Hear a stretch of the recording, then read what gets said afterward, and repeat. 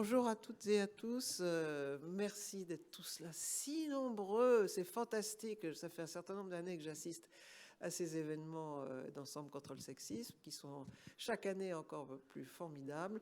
Et là, cette année, c'est carton plein, hein. Bravo, bravo aux équipes qui ont organisé et toute cette mise en scène pour le procès du sexisme. C'était une idée géniale et je suis sûre qu'on va passer un très bon après-midi à vous écouter. Je me réjouis d'avance et je m'en délecte. Bravo à toutes celles qui ont organisé, et en particulier aux deux coprésidentes, Catherine Ladouce et Iseline Fourtic, parce que vraiment, ça a été dur depuis le début. Je regardais d'un peu plus loin qu'en général, parce que j'avais mes propres affaires à faire avancer. Vous en avez vu le résultat cette semaine. Donc, j'ai pas pu me consacrer autant que je voulais à cet événement, mais j'étais tout le temps de tout cœur avec vous. Et je trouve ça absolument extraordinaire cette année. Alors, vraiment, ça tombe un très bon jour. Donc, notre journée nationale contre le sexisme, qui était un peu une fiction jusqu'ici, eh bien, je peux vous annoncer aujourd'hui, en sortant du bureau du président de la République, que c'est officiel. Ce sera la journée.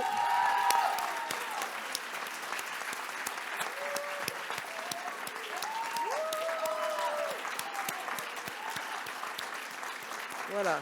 Il y avait. Isabelle Rome m'avait dit, en me soufflant quelques jours plus tôt, il n'y a plus que toi qui peux lui arracher, il n'est pas chaud, il n'a pas envie. Alors j'ai mis toute la gomme, hein. Vous savez comment je suis quand je m'y mets. Et donc il a dit d'accord, parce qu'il a compris une chose importante. Je crois que le rapport y a contribué cette année, c'est que le sexisme était à la base de tout. Et que les fameuses violences pour lesquelles il essaye de lutter comme il peut, avec les moyens qu'il a, on sait que c'est jamais assez, mais quand même il s'est bougé. Et la manière de protéger les femmes et de punir les auteurs de violences, ça a avancé. Mais comme il a enfin compris que tant qu'on ne réglait pas le problème en amont, il aurait le problème en aval, il a dit effectivement qu'à tout point de vue, il fallait prendre le mal à sa racine. Alors les mesures d'éducation, les mesures de régulation du numérique, bien sûr, et cette journée qui tombe très bien pour pouvoir à chaque fois mobiliser l'opinion, sensibiliser à la fois les acteurs publics et la population. Parce qu'un des enseignements de ce baromètre, c'est que le sexisme est encore prégnant partout.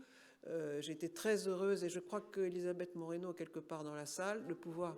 Voilà Elisabeth, notre bienfaitrice, parce que c'est Elisabeth qui nous a permis de faire le premier baromètre du sexisme, qui a donné... Merci.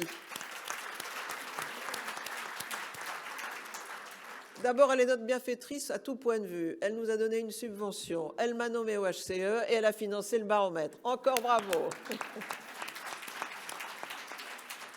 Et donc ce baromètre, cette année qu'on a encore affiné par rapport à celui de l'année dernière, en arrachant aussi quelques sous supplémentaires à sa successeur, montre malheureusement que le sexisme est dans toutes les couches de la société, y compris encore les femmes, que toutes les femmes n'ont pas encore réagi, mais enfin particulièrement évidemment chez les hommes, et plus grave chez les hommes de la tranche 25-34 ans, qui est quand même contre-intuitif après 5 ans de MeToo et une adhésion également affichée dans ce baromètre aux valeurs d'égalité, à la nécessité de lutter contre les violences et le sexisme. Là, tout le monde est d'accord.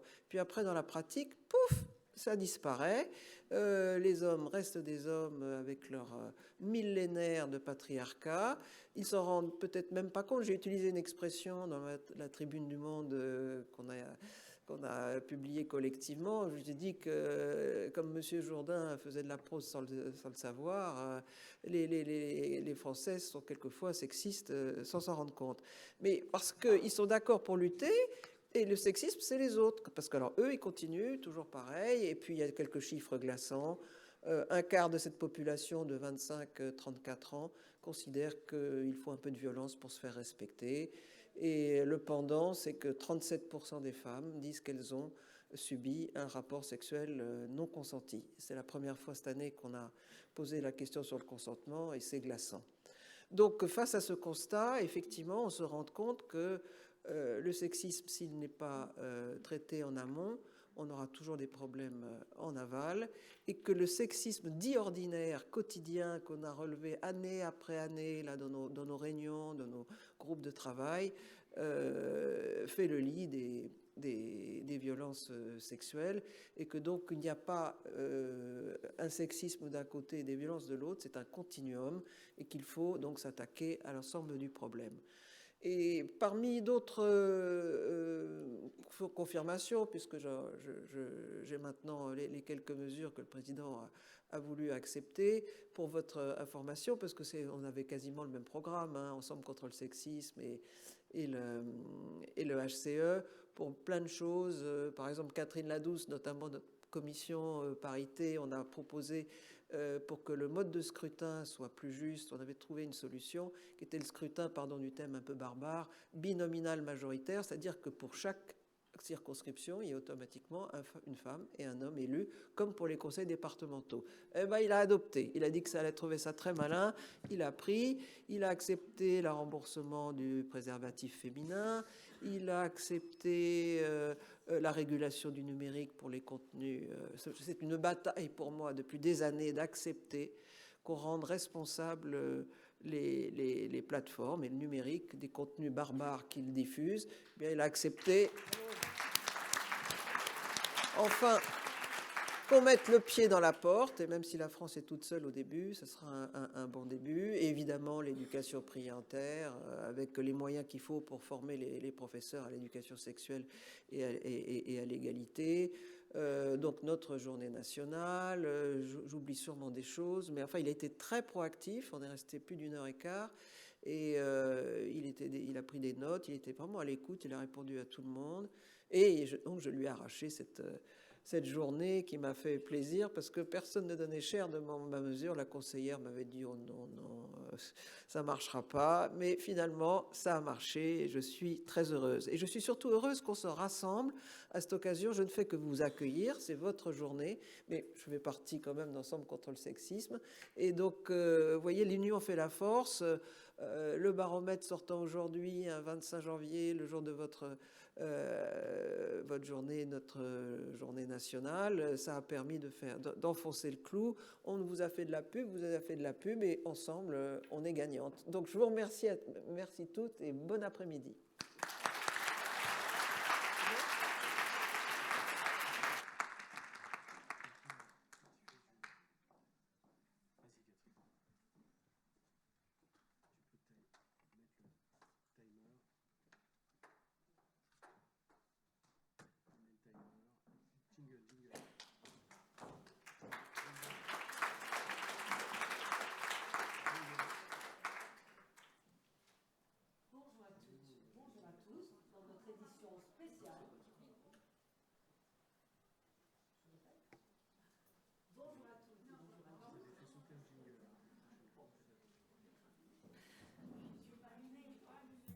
Ah, les joies du direct. Je ne sais pas. Très bien, on redémarre. Bonjour à toutes, bonjour à tous, et bienvenue dans notre édition spéciale du JT, qui est consacrée ce soir au procès du sexisme, qui s'ouvre aujourd'hui, le 25 janvier à Paris, devant une cour d'assises spécialement constituée.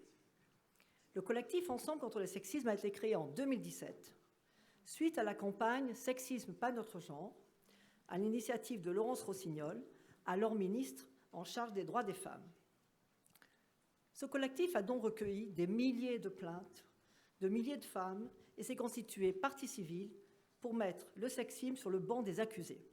On parle bien ici du sexisme sous toutes ses formes, du plus insidieux au plus meurtrier. Alors notre envoyée spéciale, Iseline Fourticudart, est sur place pour nous dire davantage sur cette situation. Iseline, est-ce que vous m'entendez ? Oui, bonjour Catherine, je vous reçois parfaitement. Parfait, alors vous êtes sur place. Est-ce que vous pouvez nous en dire un peu plus sur ce collectif Ensemble contre le sexisme qui a osé attaquer le sexisme ? Oui Catherine, je suis effectivement en direct du tribunal où va s'ouvrir le procès du sexisme qui fait suite à la constitution de partie civile du collectif Ensemble contre le sexisme. C'est un collectif qui avait déjà fait parler de lui avec sa campagne « Le sexisme tue ». Et j'ai déjà eu l'occasion de rencontrer plusieurs membres du collectif Ensemble contre le sexisme sur les marches du Palais de Justice. C'est un collectif qui est animé par de nombreuses associations et réseaux qui œuvrent dans tous les secteurs de la société, pour promouvoir les droits des femmes et lutter contre toutes les entraves qui se dressent face à la liberté des femmes. Alors en fait, vous êtes sur place, mais comment se présente ce procès? Qu'est-ce qui va se passer en fait pendant ce procès? Et écoutez, Catherine, je crois que les choses se présentent plutôt bien pour Ensemble contre le sexisme, qui a largement médiatisé son initiative. La foule est arrivée nombreuse et s'est pressée pour rentrer dans la salle. Alors, des mines sont graves, de nombreuses femmes sont concentrées, portent l'espoir d'un monde nouveau sans sexisme. D'autres se réjouissent de cette occasion unique de condamner enfin le sexisme à la hauteur des préjudices qu'il inflige aux femmes. Quand je les ai interrogées, certaines m'ont évoqué les injonctions à la maternité parfaite, les accusations d'incompétence, les stéréotypes qui cantonnent les femmes dans les domaines les moins rémunérateurs, toutes les remarques graveleuses sous couvert d'humour qui abîment l'estime des femmes et qui diminuent leur capacité finalement à prendre toute la place dans le monde. Et voilà, et donc je pense que tous ces témoignages montrent comme ce procès est important. Je vous arrête, Iseline, parce que si on commence en effet à énumérer la liste exhaustive de manifestations du sexisme, je crois qu'on y est encore l'année prochaine, à notre prochaine journée nationale du sexisme. Alors, il y a aussi cette année de nombreuses personnes qui vont suivre en direct ce procès, qui ne sont pas aujourd'hui dans la salle.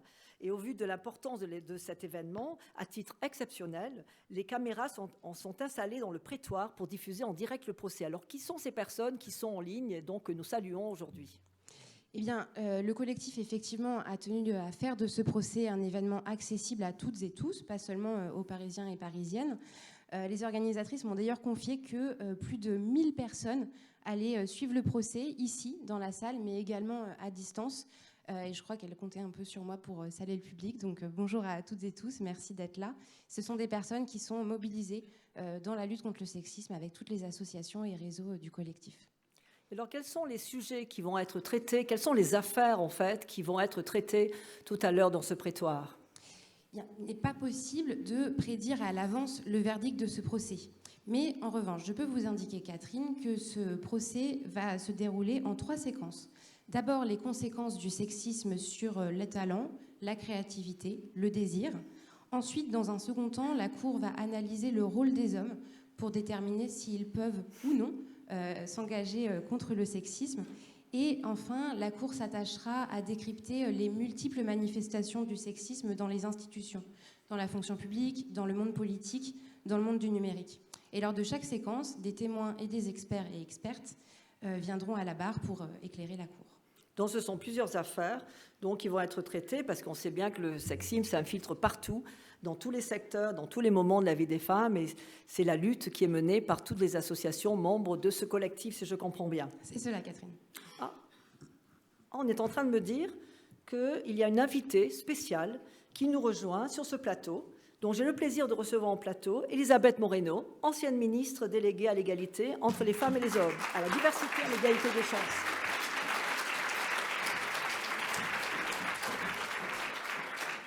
Madame la ministre, chère Elisabeth, nous sommes ravis de vous accueillir au nom de l'émission spéciale pour le procès contre le sexisme, donc sur ce plateau. Alors, tout au long de votre action au sein du gouvernement, vous avez soutenu le collectif Ensemble contre le sexisme. Ça a été rappelé par la présidente du HCE juste avant notre émission. Qu'est-ce que vous ressentez aujourd'hui, ce soir, en face de cette foule nombreuse qui est là et qui attend le verdict du procès?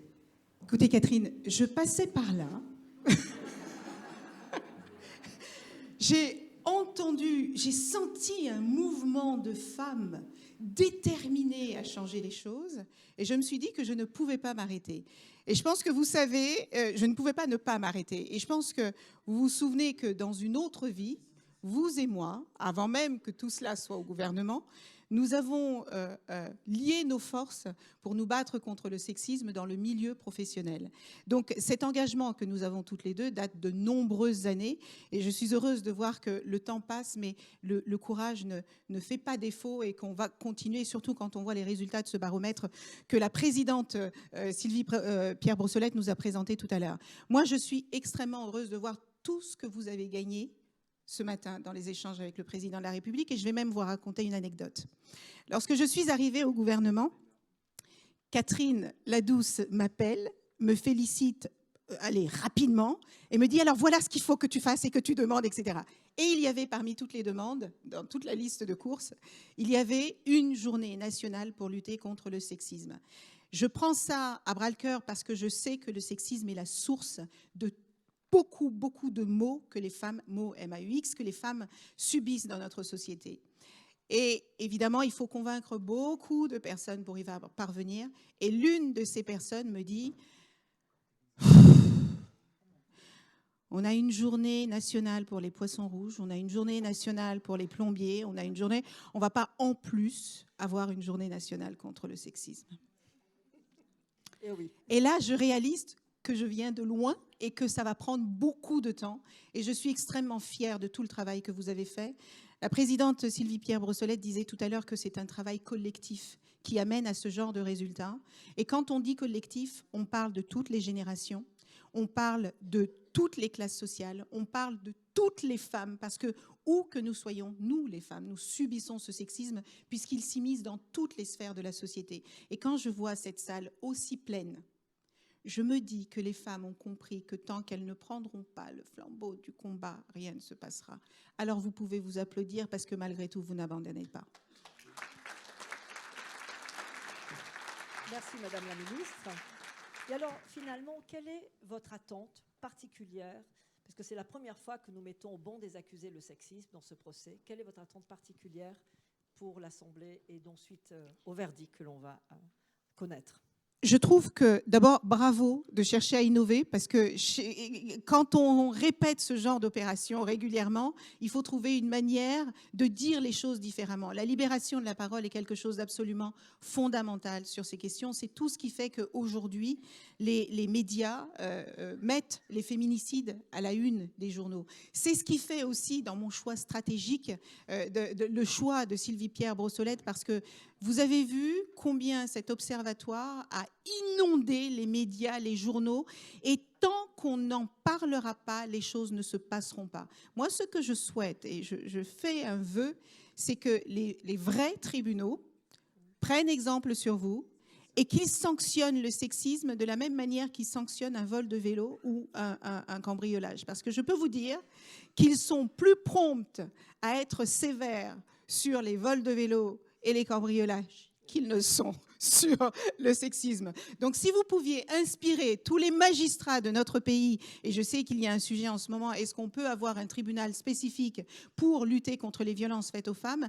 Je pense que les magistrats doivent traiter toutes les questions de droit de la même manière, mais c'est parce qu'on met la lumière et le focus sur certaines questions qu'elles avancent plus rapidement. Donc, montrez l'exemple, mesdames, vous savez faire, soyez aussi déterminées et convaincantes que vous savez le faire, et je suis certaine que votre voix portera loin. Merci beaucoup. Merci beaucoup, Elisabeth Moreno. Merci d'être venue sur le plateau. Et je crois qu'il y a des magistrats dans la salle et les procureurs et avocates qui sont là et qui vont assister au procès pourront en effet affûter les arguments pour faire en sorte que les sanctions soient appliquées. Alors, revenons. Alors, nous sommes toujours en direct. Et en effet, ce procès va susciter... On n'entend pas. Non, on n'entend pas.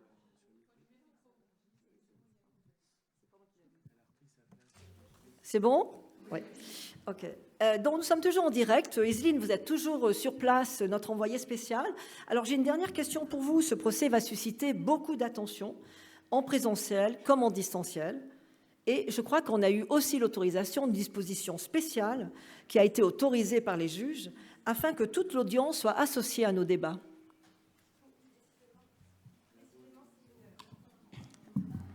Oui. Décidément, une autre preuve de justice alternative a pu être mise en place aujourd'hui, puisque à la fin de chaque séquence, le public pourra se prononcer sur la mesure qui lui semble la plus importante pour éradiquer le sexisme dans toutes ces manifestations.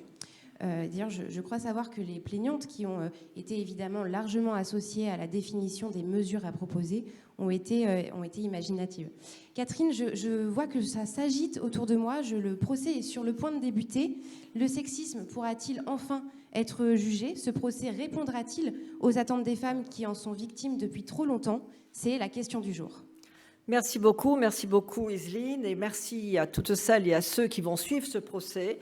Place donc au procès qui se tient le jour de la journée nationale contre le sexisme. Je crois comprendre qu'en effet, cette journée a été confirmée par le président de la République. Donc, nous sommes là maintenant en direct et je cède la place à l'ouverture du procès. Merci beaucoup.